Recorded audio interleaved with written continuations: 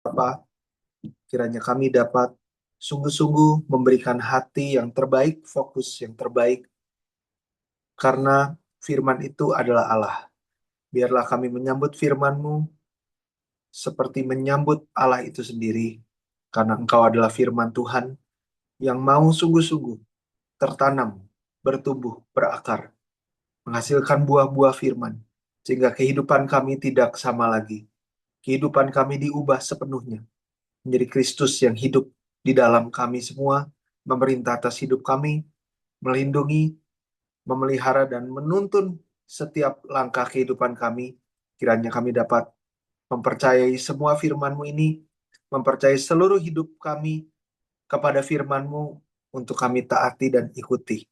Sehingga kami percaya Bapa, masa depan kami Engkau yang pegang, dijamin oleh Tuhan. Tolong berkati seluruh keluarga kami Bapa. Kiranya kalau ada masalah apapun, kami mohon Bapa, tolong selesaikan setiap permasalahan dalam keluarga kami semua. Dalam nama Tuhan Yesus kami berdoa dan bersyukur. Amin. Ya, Tuhan. Teman, ada yang belum buka kamera ya? Coba buka kamera dulu.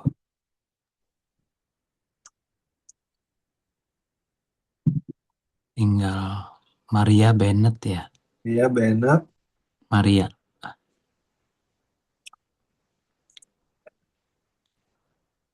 Semuanya siap mencatat, Ya udah, tinggal Maria. Saya chatting deh. siap tampung semua benih, jangan dicuri iblis. Oke, kita sedang dan sudah membahas tentang kehidupan Adam di Taman Eden.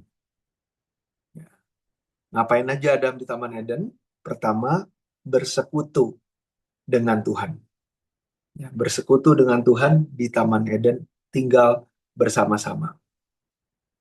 Kita udah lihat ayat-ayatnya.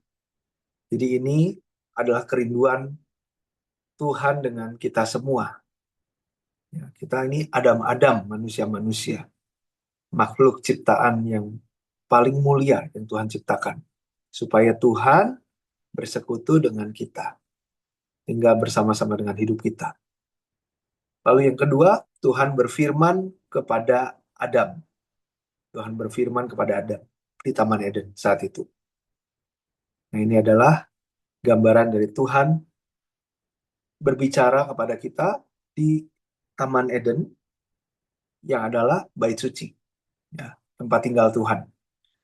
Ketiga, Tuhan memberi hikmat kepada Adam.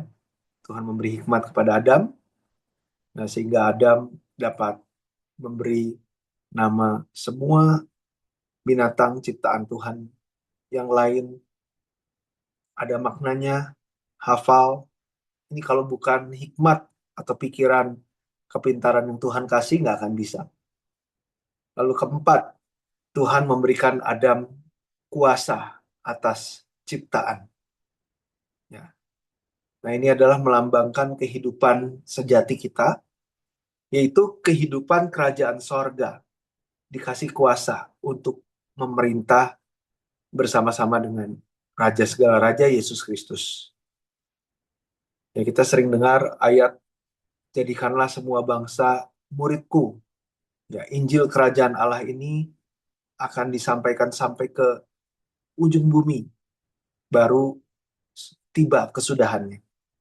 Nah, saat kita meresponi Injil kerajaan Allah ini, kita terima mulai dari diri kita,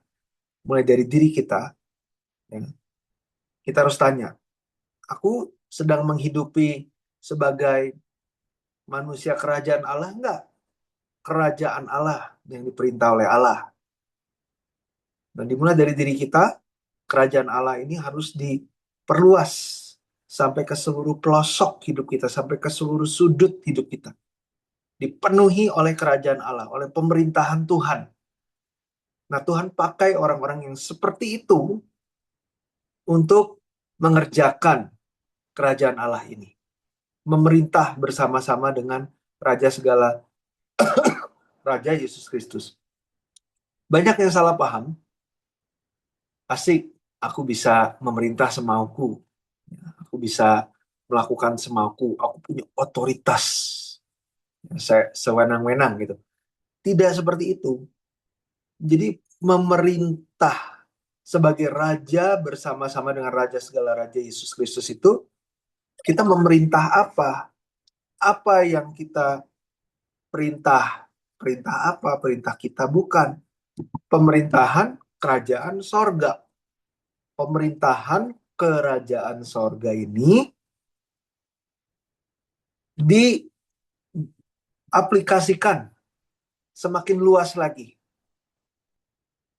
Nah, jadi kalau misalkan mulai dari diri kita pribadi dulu, jadi warga sorgawi, ya, walaupun di bumi ini diperintah oleh firman, Tuhan pakai kita untuk kasih atau untuk memerintah bersama-sama, tuh maksudnya aplikasinya kita memberikan Injil Kerajaan Allah ini. Firman Tuhan adalah Injil Kerajaan Allah ini.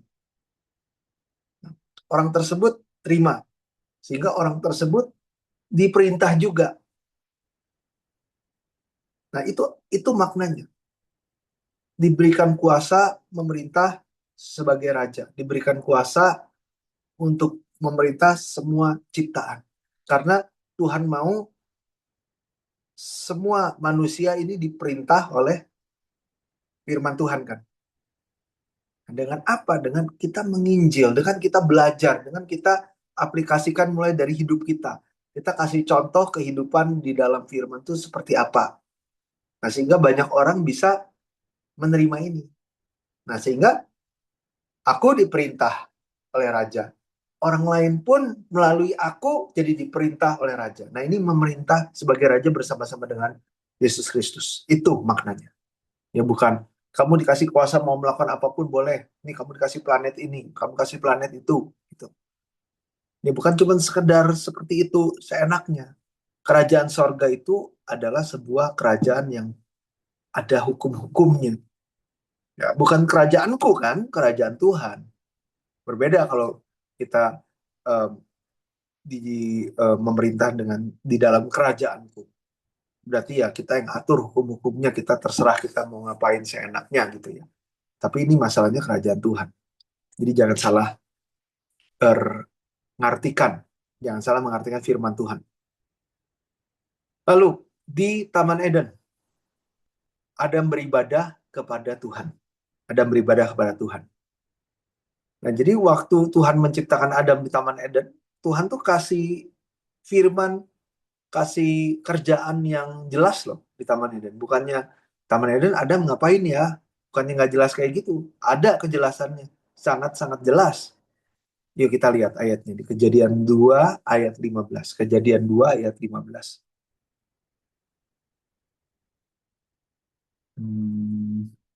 Kejadian 2 ayat 15, 1, 2, 3. Kita baca, Tuhan Allah mengambil manusia itu dan menempatkannya dalam Taman Eden untuk mengusahakan dan memelihara taman itu.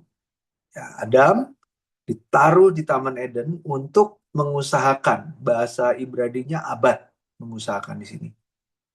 Abad. Artinya beribadah, melayani, mengabdi, bekerja keras. Jadi ada kerjaan si Adam di Taman Eden. Ya. Bukan seenaknya jadi preman Taman Eden ya, bukan. Tapi beribadah, melayani, mengabdi, bekerja keras.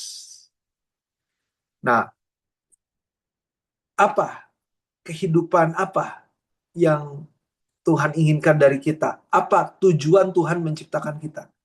Ngapain kita diciptakan di dunia ini? Yang jelas ada rencana, bukan kebetulan. Saya mah kebetulan ada di dunia ini. Nggak ada yang mau saya di dunia ini. Saya sendiri juga nggak suka sama diri saya. Kenapa saya diciptakan seperti ini? Kita bingung, kita galau, kita mencari jati diri, berubah-ubah. Nanti pengen jadi gitu, nanti pengen jadi gitu. Nanti akhirnya menyerah juga. Aduh, nggak ada yang baik ya dalam hidup saya. Nah, ada yang sebaliknya yang percaya diri luar biasa, menganggap seorang yang luar biasa gitu di mata dirinya sendiri. Ya, tapi dari sudut pandangnya harus jelas dari sudut pandang Tuhan, bukan dari sudut pandang sendiri. Nah, siapapun itu, mau presiden kayak, mau kita rakyat jelata yang nggak ada yang mengenal kita, nggak ada yang tahu kita sekalipun, diciptakan untuk tujuan ini, abad beribadah, melayani, mengabdi, bekerja keras. Nggak usah pusingkan mau gini mau gitu, lakukan tugas kita.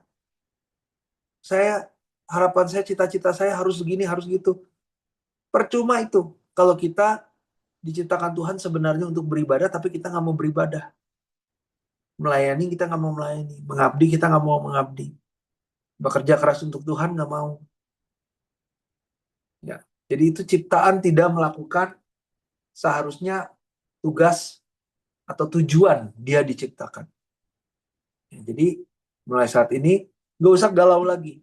Aku diciptakan untuk beribadah, melayani, mengabdi, bekerja keras untuk Tuhan.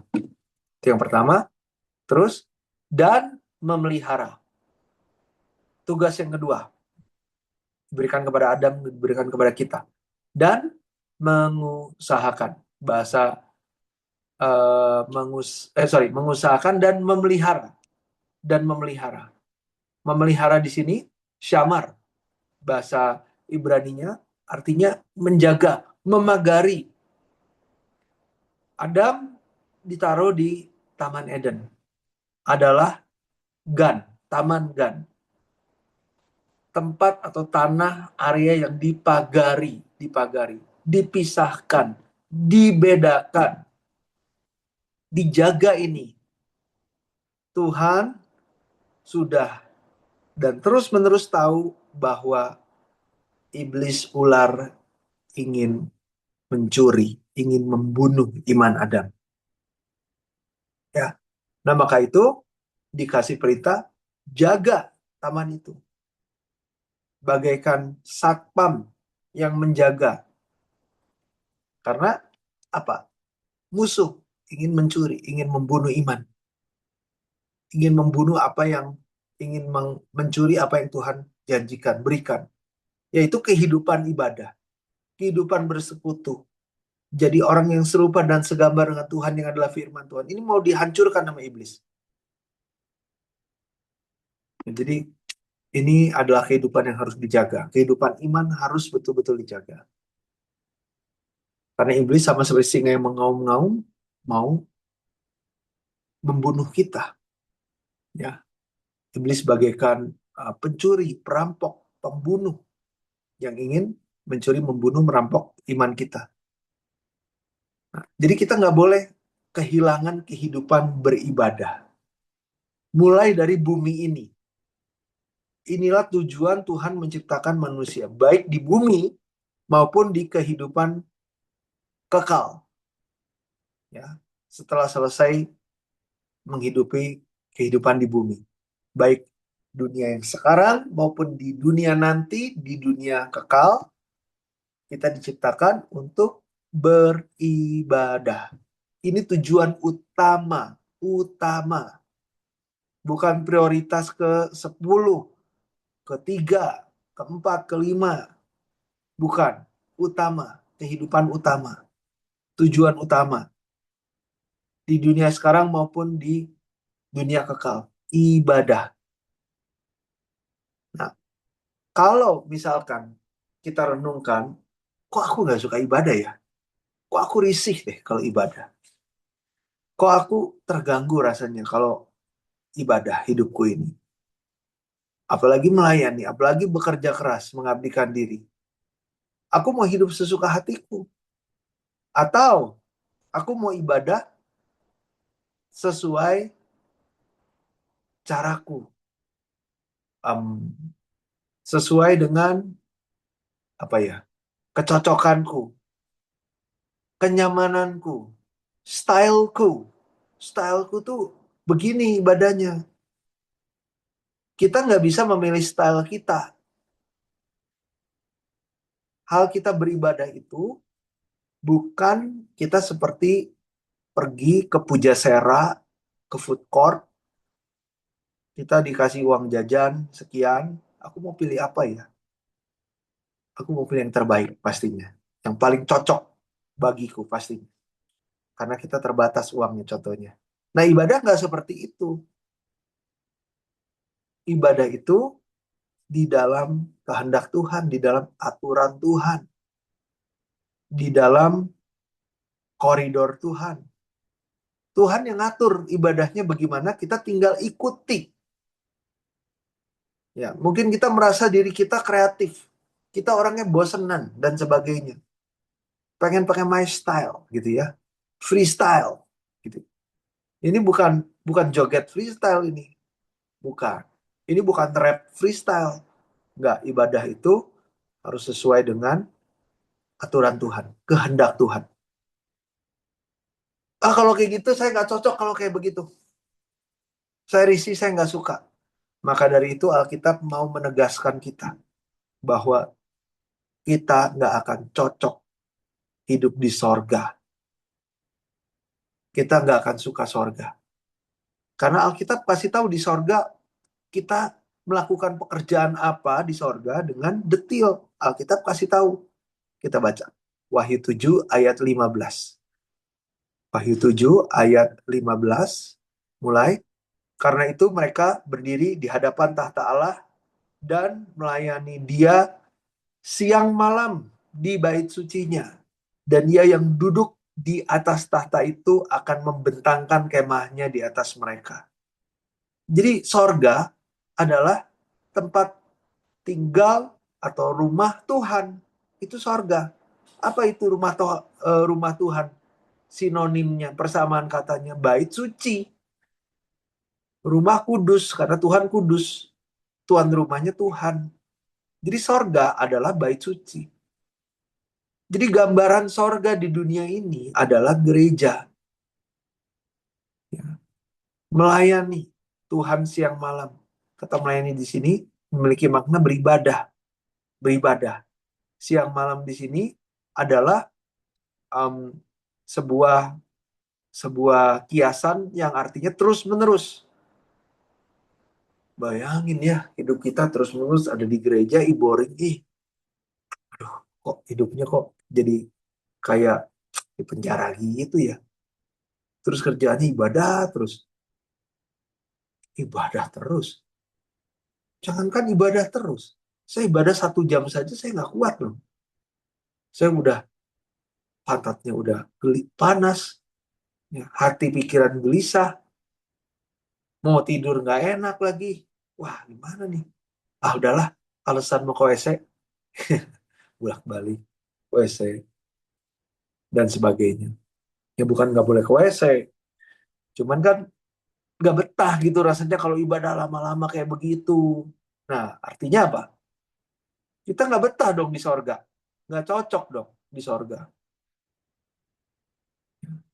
Nah, jadi di Taman Eden, Adam ini ngapain hidupnya? Pusat tujuan utama atau kehidupan utamanya apa? Abad. Mengusahakan dan memelihara taman itu. Mengusahakan ibadah. Tiap hari Adam ibadah di rumah Tuhan, di tempat tinggal Tuhan. Ini adalah sorga yang turun ke bumi. Menjalani kehidupan sorga di bumi ini. Ini yang Tuhan inginkan. Kita diciptakan untuk itu. Guru, ajarkan kami untuk berdoa, bilang ke Tuhan Yesus. Kalian harus berdoa seperti ini. Bapa kami yang di sorga, dikuduskanlah namamu, datanglah kerajaanmu. Jadilah kehendakmu di bumi seperti di sorga. Tuhan mau kehidupan sorga, kita hidupi di bumi. Nah, maka Tuhan suruh kita harus beribadah dalam roh dan kebenaran, yang artinya kita harus beribadah dalam kebenaran firman. Yohanes 4 ayat 24. Yohanes 4 ayat 24. Ya, kita harus beribadah di dalam kebenaran firman. Dalam roh dan kebenaran. Harus. Jadi sekali lagi bukan ibadah sesuai dengan styleku, ya, tapi ibadahlah sesuai dengan roh dan kebenaran firman. Yohanes 17 ayat 17. Kebenaran adalah firman. Ya. Yohanes 17 ayat 17. Seperti apa? Penuh dengan rasa hormat, takut, dan kesungguhan, dan ketaatan. Apa adanya yang Tuhan mau. Dan kasih. Ya percuma. Kita habis-habisan, tapi sebenarnya di hati kita terpaksa. Gak dengan rela hati. Pengen cepet-cepet selesai. Tapi kalau kayak gini nanti nggak diterima lagi ya. Mau gimana lagi? Dari hati, sukacita, kerinduan, kehormatan. Ya, ya ibaratnya kayak kita mau ketemu presiden, dipanggil untuk menghadap ke presiden, pakai baju tidur, atau pakai kaos dalam, atau biasa yang biasa di rumah laki-laki kepanasan karena misalkan tinggal di Kalimantan di garis khatulistiwa nggak pakai baju bukan artinya ketemu presiden nggak pakai baju, cuman pakai celana pendek gitu ya, bolong lagi. Nah, harus dengan kehormatan, kesungguhan, ketaatan. Yang terpenting dengan kasih. Karena tanpa kasih ya kita mana bisa melakukan itu. Mungkin dipaksa bisa, dipaksa. Mami, mami yang paksa bisa. Tapi begitu udah beranjak dewasa dan ketika kita nggak usah dipaksa lagi ya, udah mulai kita nggak mau beribadah. Nah, jadi kepada kita hari ini, kehidupan kita di bumi ini, kita disuruh melatih diri kita beribadah. Kita lihat ayatnya, 1 Timotius 4 ayat 7 sampai 8 kita baca sama-sama. 1 Timotius 4 ayat 7 sampai 8 mulai. Tetapi jauhilah takhayul dan dongeng nenek-nenek tua. Latihlah dirimu beribadah. Latihan badani terbatas gunanya. Tetapi ibadah itu berguna dalam segala hal. Karena mengandung janji baik untuk hidup ini maupun untuk hidup yang akan datang. Perintah Tuhan, kita harus latih ibadah. Nggak bisa tiba-tiba kita ibadah dalam roh dan kebenaran dengan sendirinya, dengan mudah seperti itu, sekali langsung jadi gitu. Saya udah menjalani kehidupan sorgawi nih, kehidupan ibadah. Seperti Adam di Taman Eden dengan baik dan benar. Nggak bisa tiba-tiba kayak gitu, Tuhan tahu. Makanya kita harus disuruh latih. Latihlah. Ini berguna baik di dunia sekarang maupun di dunia akan datang. Ibadah nggak ada gunanya. Untungnya apa? Untungnya di mana? Emangnya dapat duit? Emang dapat apa di situ? Masih banyak hal yang lebih bermanfaat dan berguna kok di dunia ini selain ibadah. Tapi ya bukan berarti ibadah melanggar hukum. Nggak apa-apa kalau kamu mau ibadah. Tapi ingat ya, jangan sebegitunya kalau ibadah. Udah cukup. Cari aja yang paling lama, paling cepat, yang paling cocok. Oh, saya mau pergi hari ini. Saya mau pergi jam segini. Saya mau main. Ya kalau main tuh nggak ada istilah main 1 jam. 1 harian tuh bisa-bisa.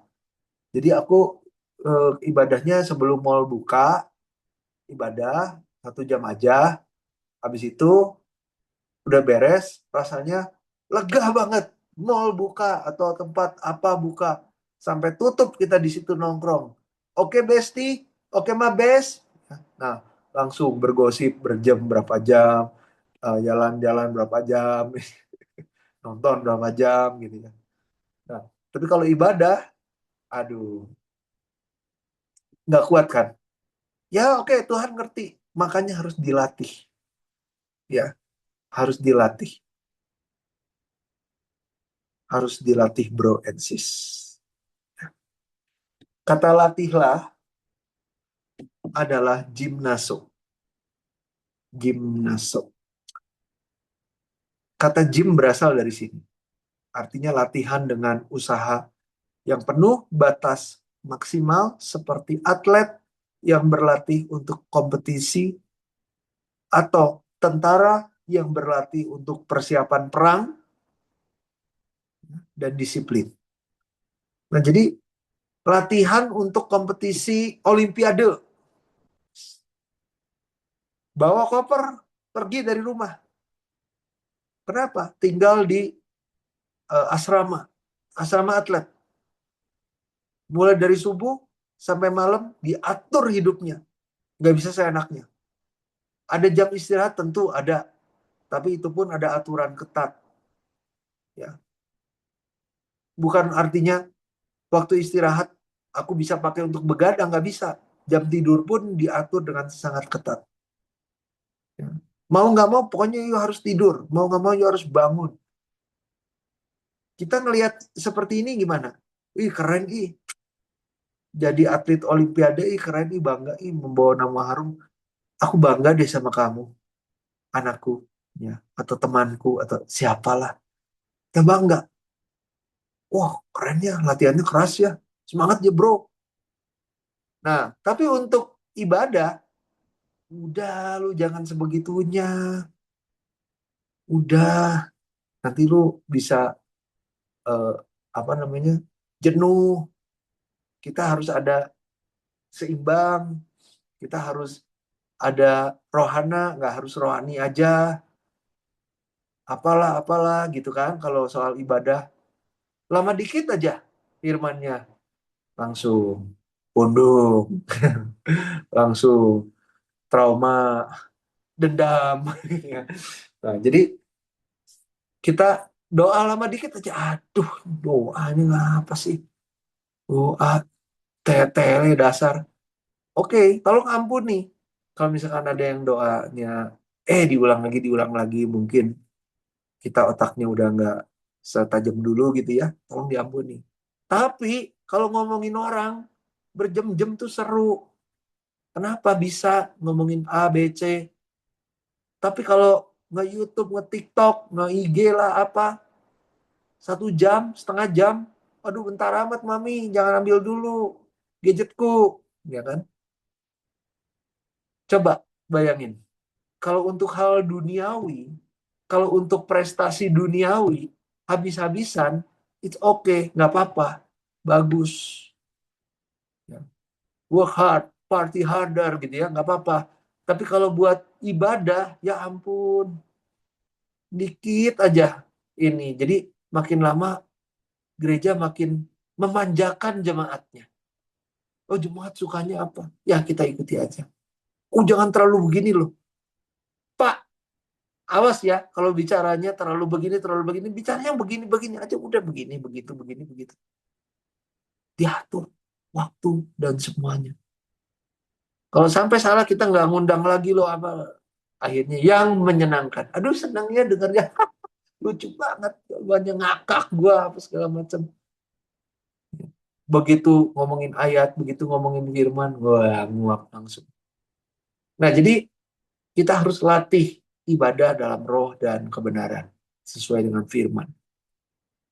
Kata gimnaso latihlah di sini dipakai eh, ini bahasa originalnya bahasa Yunani yang diambil dari latihan fisik tradisi Yunani kuno.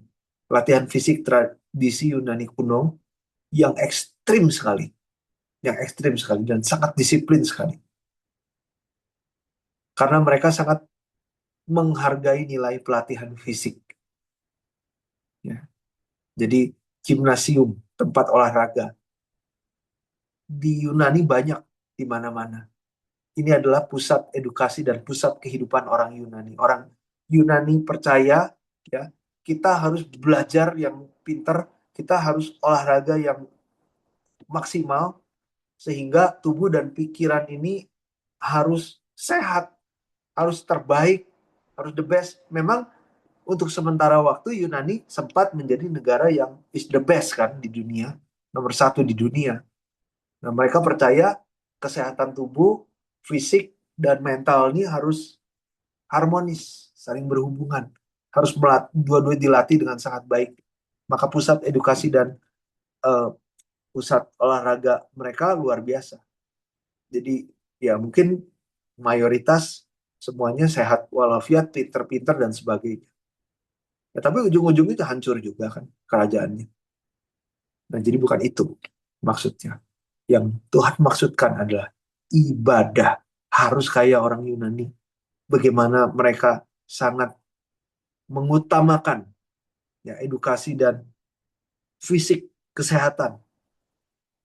Kalau buat kita itu ibadah. Ya.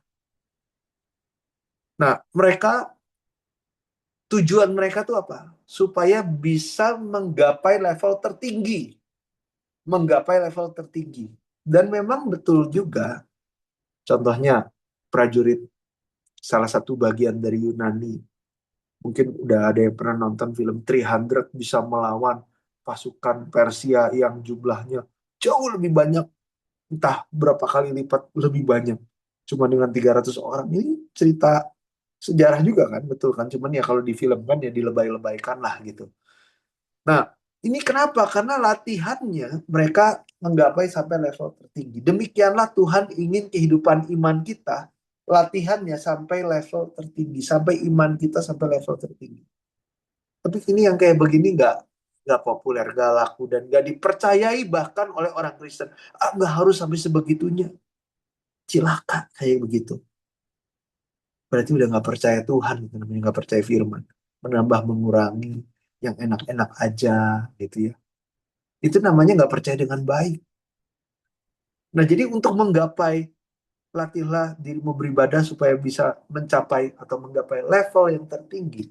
Harus latihan yang konstan, makanya kita konstan kan.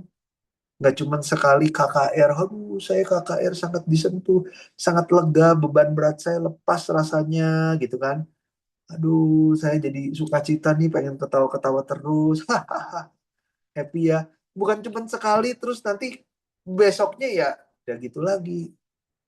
Seolah-olah jadi super suci, imannya jadi maksimal, tapi besoknya gitu lagi.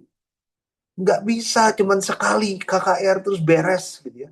Harus ada latihan yang konstan, yang stabil, yang terus-menerus, yang keras, yang teliti, yang tepat, yang terus naik level. Kalau ini udah bisa naik level berikutnya, ini udah bisa naik level berikutnya. Makanya olahraga level, misalkan contoh badminton, surfing, terus 1.000 kali surfing setiap hari, udah jago surfingnya, segala macam teknik surfing bisa. Udah, saya udah hebat ya, nggak bisa. Cuman jago surfing, tapi nggak jago forehand, backhand atau apalah gitu ya. Itu kurang. Berarti level berikutnya ada nih yang lebih susah, ada teknik lagi yang berikutnya. Nah, sama dalam kehidupan iman juga, jangan mentang-mentang kita, oh akhirnya saya jadi orang sabar, saya dikatain apa kayak di pinggir jalan, saya balas dengan God bless you gitu. Kita udah merasa kudus. Ya, harus terus naik, disiplin yang penuh, usaha yang penuh. Ya, imannya harus semakin bertumbuh. Nah, jadi firman menggunakan konsep latihan fisik untuk melatih, mendisiplinkan, dan menggapai kehidupan iman yang maksimal. Bukan latihan yang biasa-biasa, tapi yang ekstrim. Mulai kita pikir, tuh kan, ekstremis kan? Jadi ekstremis ya, gitu ya. Jadi fanatik sih ya gitu ya. Tapi kalau untuk di sekolah, ekstrim belajar, dipuji. Ya kan? Atlet, latihannya sampai kayak mau pingsan, tentara, nggak apa-apa. Yang cari uang, jungkir balik, banting pulang, bilang bagus. Tapi kalau hal rohani, dibilang enggak. Salah kita pemikirannya. Nah, kata um, latihlah dirimu beribadah, bahasa Yunaninya artinya rupa Tuhan. Rupa Tuhan, beribadah itu kesalehan, kesetiaan, ketaatan, bakti, rupa Tuhan. Kita bisa nggak jadi rupa Tuhan? Tuhan kudus, kita bisa kudus nggak? Tuhan itu adalah firman, kita bisa menghidupi firman nggak? Sampai kapanpun nggak akan bisa. Udah, nggak usah mau coba-coba sok-sok jadi Tuhan. Nggak salah pemikiran seperti itu. Karena kita anak Allah, kita punya rupa Tuhan. Kita harus mirip, harus serupa, harus segambar dengan Tuhan. Oh gitu. Iya. Tapi mana bisa? Mustahil. Tuhan bilang, latihan dong. Latihan. makin lama makin mirip, makin lama makin cocok. Sampai kayak Daud sama Tuhan dimurnikan, diuji, dilatih habis-habisan. Sampai Daud disebut sebagai seorang yang berkenan di hatiku, kalau bahasa Inggrisnya. Sama hatinya dengan Tuhan. Jadi dapat rupa Tuhan. Ini dengan pelatihan ekstrim, gak mencurahkan segenap hati jiwa kekuatan, yang mana bisa kita mau menjadi rupa Tuhan. Jangan harap, jangan harap. Gak akan bisa-bisa. Kalau kitanya malas, segala sesuatu juga gitu kan. Wih, kayaknya saya bakat main badminton nih. Baru belajar sedikit udah cetak, cetak, cetak, cetak, udah bisa nih. Tapi kalau kita mau sampai level olimpiade, minimal dapat perunggu, kayak jangan harap. Kalau cuman latihan biasa-biasa, gak latihan ekstrim habis-habisan, gak mengorbankan banyak sekali waktu dan sebagainya, jangan harap. Yang udah latihan habis-habisan aja masih belum bisa juara. Oh, kalau gitu sia-sia dong, gak sia-sia. Tetap aja levelnya naik kan. Masalahnya ini masalah rohani. Tuhan yang akan memampukan kita. Asalkan kita percaya, asalkan kita punya iman. Sekali lagi, iman itu kita sering belajar, iman itu percaya firman dan kerjakan firman. Asalkan kita percaya dan kerjakan. Ya. Saya percaya kalau saya minum air, saya tidak akan jadi dehidrasi contohnya. Tapi nggak mau minum. Saya percaya saya sakit, kalau minum obat ini kamu percaya nggak kamu bisa sembuh? Percaya, tapi nggak dilakukan, itu nggak percaya namanya. Jadi harus ada tindakan. Tindakan. Tuhan bilang, Tuhan mau tuntun level iman kita sampai ke maksimal. Ya kerjakan. Ya, ayo kamu bisa. Nah yang bilang nggak bisa tuh ya iblis. Ah kamu nggak akan bisa, udah terus aja berdosa. Iblis yang bilang nggak bisa. Iblis itu penipu. Gitu. Nah jadi kita harus taat saja sama firman Tuhan. Tuhan mau latih kita, kita kerjakan. Kita percayai. Ya Tuhan yang memberikan kekuatan kok. Bahkan di Filipi 2 ayat 13, Tuhan yang kasih kemauan juga Tuhan kok. Ya. Tuhan yang kasih kita semangat. Tuhan semuanya. Tinggal kita percaya firman, kita doa, ya Tuhan kasih. Yang nggak doa, nggak percaya, nggak belajar, ya mana bisa dikasih. Nah jadi latihlah dirimu beribadah supaya dapat rupa Tuhan kan, supaya jadi rupa Tuhan, rupa kekudusan, kehidupan yang menjalani kehendak perintah Tuhan, berkenan kepada Tuhan, kehidupan yang diubah baik dalam diri dan di luar, tindakan dan dari hati, nggak munafik. Ibrani 12 ayat 14 kita akan baca. Ibrani 12 ayat 14 mulai, kejarlah kekudusan, sebab tanpa kekudusan tidak seorang pun akan melihat Tuhan. Ya. Jadi Tuhan mau kita kudus. Terimalah kekudusan dari sorga. Dalam hitungan ketiga, terima Tuhan. Wah, aku merasakan hadirat dan kekudusanmu. Zeng, jadi kudus. Terus udah selesai KKR-nya, langsung pikiran mulutnya aja udah nggak kudus gitu.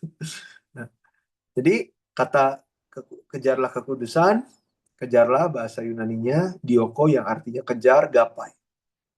Lakukan dengan menganiaya, menyiksa, menderita. Wow, serem sekali ya firmannya. Ini yang harus kita lakukan, bro and sis. Ya, pernah ngeliat nggak? Oh ya, BTW, kan perkembangan apapun kan berubah-ubah kan. Saya dengar katanya IQ yang paling tinggi sekarang itu adalah rata-rata IQ yang paling tinggi didapat dari orang RRC. Ya, orang-orang RRC.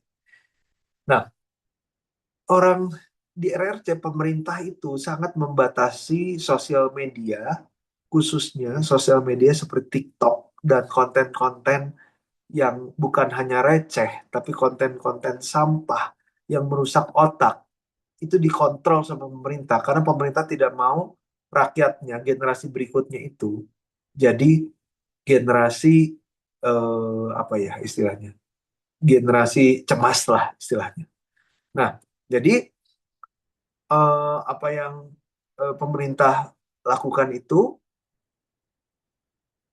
jam sekolah itu ditambah, jam pelajaran, jam pendidikan itu nggak main-main di sana. Di sana nggak main-main. Di istilahnya tuh pergi pagi pulang malam sampai makan tidur di sekolah. Ya, bukan bukan kita harus kayak begitu gimana. Ini kita lagi ngomongin ibadah. Kita lagi ngomongin kekudusan yang harus kita kejar. Kita contohi semangat dan disiplin mereka aja. Ya, kalau mereka kan nggak ada hubungannya dengan kekudusan dengan ibadah ya. Itu negara komunis, jangan ditiru. Tapi kedisiplinan dan kerja keras mereka luar biasa. Sampai banyak sekali anak-anak sekolah belum belum tua-tua amat, masih istilahnya SMP SMA juga udah pada ubanan karena mereka sama sistem pemerintah tuh otak itu sampai diperas itu nggak main-main gitu waktu belajar dan sebagainya. Makanya IQ-nya jadi juara dunia tertinggi. Dan banyak anak-anak karena sistemnya begitu disiplin, jadi kalau disiplin itu artinya kalau nggak melakukan ada hukuman gitu. Kalau lalai kan ada hukuman. Dan disiplinnya sangat kuat sekali sampai anak-anak tuh sebenarnya udah nggak kuat, menurut dia nggak kuat tapi karena harus gitu. Jadi mereka udah ngantuk gimana, paha sambil belajar sambil ngafalin dicubit-cubit ya, sambil ya kata kejarlah ini Dioko, kejar, gapai, melakukan dengan menganiaya, menyiksa, menderita gitu ya. Ya mungkin misalkan gitu. Kita lagi belajar gitu kan. Kita sekarang lagi belajar firman. Kita ngantuk nih. Wah, wah, wah, gitu sambil menganiaya, menyiksa, atau misalkan air blub blub blub ya gitu ya sampai seger gitu. Air es. Nah, cuman jangan coba-coba ini. Saya pernah coba ini gagal. Minyak caplang, minyak kapak caplang atau apalah, minyak pedas. Saya ngantuk banget lagi belajar firman dulu. Terus saya di total di daerah muka. Itu matanya pedih banget itu. Pedes. Dapat firmannya enggak. Kepedesan iya, ngantuk iya, jadi sakit iya, ngantuk iya, pedes iya, dan jadi kayak orang gila di sekeliling. Lainnya orang gitu. Jangan lakukan itu ya. Jangan yang pedes-pedes, jangan yang seger-seger boleh lah. Jadi saya ganti sama air aja, air dingin, gitu, semprot-semprot ke muka gitu ya. Dan kalau masih kurang mempan boleh tabok-tabok sedikit gitu. Kalau masih kurang mempan ya kerasin aja tabokannya. Bercanda. Oke, ayat terakhir untuk hari ini. Ibrani 10 ayat 25. Kita baca sama-sama. Ibrani 10 ayat 25. Mulai. Janganlah kita menjauhkan diri dari pertemuan-pertemuan ibadah kita seperti dibiasakan oleh beberapa orang. Tetapi marilah kita saling menasehati dan semakin giat melakukannya menjelang hari Tuhan yang mendekat. Nah, semakin akhir zaman, ibadah semakin diperbanyak, semakin ditambah-tambah. Oke, saling menasehati, semakin giat melakukannya. Kata semakin giat, apa bahasa Yunaninya? Artinya sangat banyak dan lebih lagi. Bukan semakin dikurangin. Iblis menang loh di Indonesia aja contohnya. Semakin akhir zaman, semakin zaman krisis ekonomi, semakin krisis-krisis yang lain semakin bertambah banyak, yang dikorbankan adalah ibadahnya.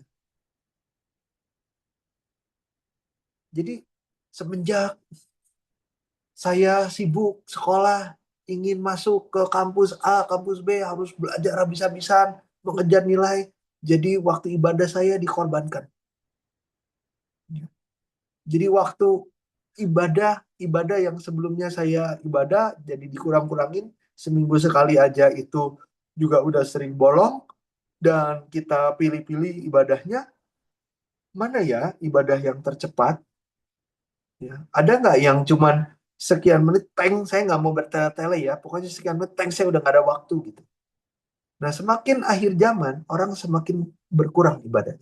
Iblis itu, serangan iblis. Iblis tepuk tangan. Iblis pesta pora. Iblis senang. Karena iblis tahu Alkitab. Seharusnya semakin banyak, semakin giat. Dan lebih lagi. Ditambah-tambahi. Ini makin dikurang-kurangi. Jadi, kasihan ya. Jangan mau kalah sama pekerjaan iblis. Kalau kita ingat, ya, kita ngomongin ibadah nih. Ibadah apa yang berkenan? Contoh role modelnya siapa yang di mata Tuhan? Nah, ini begini ibadah. Yaitu gereja mula-mula. Gereja mula-mula, jemaat mula-mula yang dipimpin oleh rasul-rasul, apa yang mereka lakukan? Setiap-tiap hari mereka berkumpul di bait suci. Tiap-tiap hari belajar firman dari rasul-rasul. Tiap-tiap hari. Ya. Nah, kalau gereja zaman now,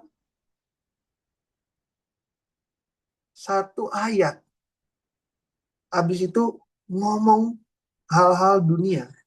Ngomong hal-hal dunia itu ya tertuju pada hal-hal dunia. Entah itu positif ya pasti positif ya, nggak mungkin negatif, nggak mungkin di gereja ngajarin yang jahat. Tapi seputar hal dunia, kita harus gini, kita harus gitu. Padahal firman begitu banyak diabaikan. Kita harus begini begitu sesuai firman. Bukan sesuai dengan kepintaran intelektual manusia. Kalau zaman sekarang tuh begini-begini ya supaya kita nggak ketinggalan zaman, supaya nggak gini. Itu namanya motivasi atau pelajaran bukan Alkitab. Itu namanya motivasi pelajaran kehidupan sukses di dunia yang kita pelajari di sekolah. Misalkan kita perlu belajar banyak ilmu pengetahuan supaya menjadi sukses. Nah, ini pun dibawa ke gereja, padahal kita harus belajar. Ada waktunya kita belajar itu, oke, kita penting. Kalau enggak gimana kita bisa kerjakan? Gimana kita bisa usaha? Tapi kalau di gereja, ibadah, itu kita belajar Alkitab, firman Tuhan. Ya. Nah, jadi ini jangan dikurang-kurangin. Porsi firmannya jangan dikurang-kurangin, waktunya jangan dikurang-kurangin. Nah, apa yang terjadi kalau misalkan kita semakin berkurang? Imannya akan semakin turun, imannya akan semakin melemah, imannya akan semakin mundur, pada akhirnya dijamin gugur. Jamin gugur. Ya. Yang selama ini sudah kita tanam dengan iman kekristenan berdasarkan Alkitab, begitu kita menjauhkan diri dari pertemuan-pertemuan ibadah, banyak kasus jadi ragu. Tuhan Yesus itu benar nggak sih? Baik nggak sih? Agama Kristen itu apakah cuma satu-satunya nggak sih? Jadi ragu-ragu. Jadi semakin tidak sungguh-sungguh beribadah. Percayalah gue Tuhan ada, percayalah. Cuman gue nggak mau fokus. Apa tuh istilahnya tuh? Apa tik gitu ya? Sorry, nanti tolong kakak-kakak mentor. Tolong ini kasih tahu jawabannya. Agnostik atau apa yang percaya Tuhan tapi nggak mau peduli. Udah, gue percaya tuh. Agnostik. Agnostik, terima kasih. Ya. Mentor kece kita. Agnostik. Jadi itu jadi populer kan. Artinya apa kalau kayak begitu? Artinya gak melakukan kehendak Tuhan. Artinya kita tidak percaya dengan baik, tidak menuruti firman dengan baik. Itu bukan umat Tuhan yang sejati. Itu bukan anak Allah. Itu bukan manusia di mata Tuhan. Gak ada rupa gambar Tuhan firmannya.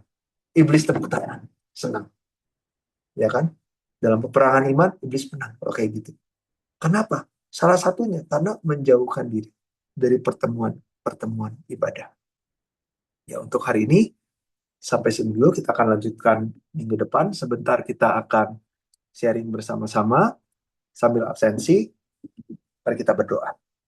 Bapak, terima kasih untuk setiap firman-Mu yang hidup yang Kau anugerahkan kepada kami, khususnya siang ini ya Bapak. Engkau memberikan tujuan hidup kepada kami, baik di dunia ini maupun di dunia kekal, untuk beribadah. Tolong Bapa dalam sisa hidup kami dapat melatih diri kami beribadah dengan segenap hati, kekuatan, waktu, tenaga, pikiran, hati yang Tuhan sudah anugerahkan kepada kami. Kiranya semua yang Tuhan sudah anugerahkan ini Tuhan suruh kami untuk memusatkan kekuatan anugerah yang Tuhan sudah berikan agar kami dapat beribadah. Bapak tolong ajari kami beribadah dalam roh dan kebenaran firman Tuhan.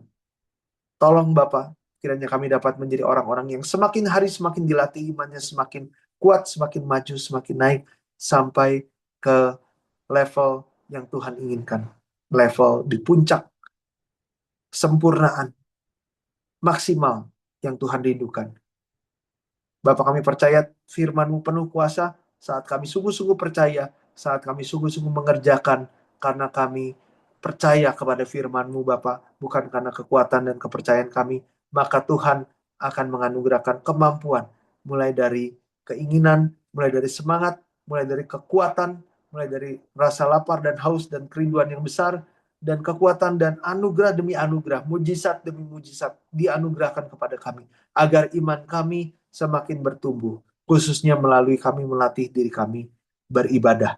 Kiranya Bapak rupa gambar Kristus dapat semakin dinyatakan, digenapi dalam kehidupan kami dan keluarga kami, sehingga banyak orang dapat menerima kasih Tuhan dan dituntun kepada jalan-jalan firman-Mu ini ya Bapak. Bapak, sebentar kami akan sharing, kiranya kami dapat sungguh-sungguh memakai waktu ini untuk dapat kami diperkuat, dikonfirmasi oleh firman-Mu siang hari ini, dan kami dapat diberikan keyakinan, kepercayaan, dan pengertian yang lebih-lebih lagi. Dalam nama Yesus kami berdoa dan bersyukur. Amin. Berikan tepuk tangan buat Tuhan kita. Terima kasih waktunya teman-teman. Selamat